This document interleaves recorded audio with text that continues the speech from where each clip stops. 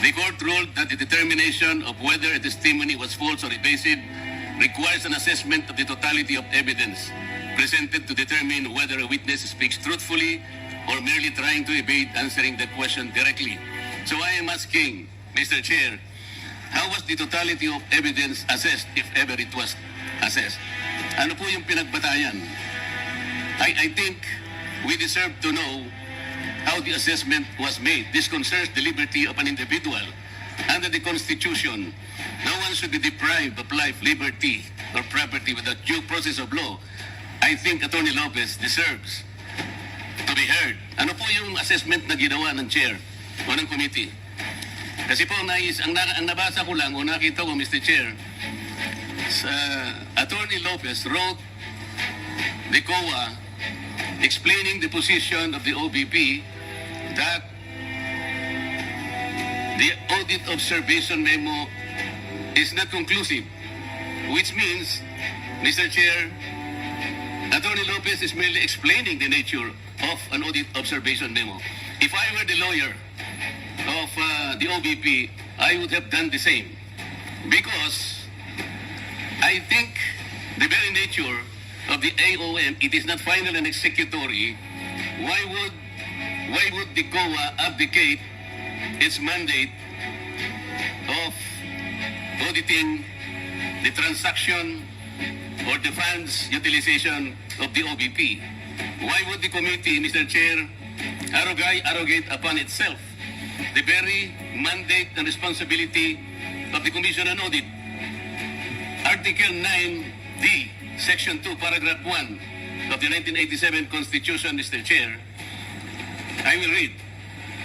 The Commission on Audit shall have the power, authority, and the duty to examine, audit, and settle all accounts pertaining to the revenue and receipts of expenditures or uses of funds and property.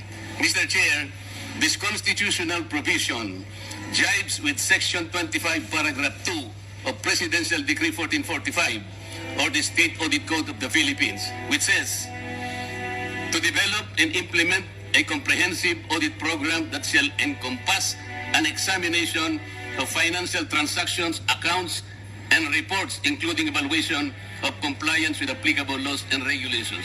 Meaning to say, Mr. Chair, the mandate and authority to audit accounts on the expenses or expenditures of government is only the COA. I believe it is my respectful submission, Mr. Chair, that this committee usurped that particular mandate and that will now put the Commission on Audit positions in a compromise, Mr. Chair. How will you now assess the authority, the integrity, and the mandate? It is an independent constitutional body which mandate rests upon them. And I think the audit observation memo, Mr. Chair, is still under process by the committee, by the Commission on Audit. Why would we take that responsibility from the Commission on Audit? Why don't we allow the process to proceed and complete that investigation? I am raising a constitutional issue before this committee, Mr. Chair. We cannot arrogate upon ourselves the principal mandate reposed to the COA.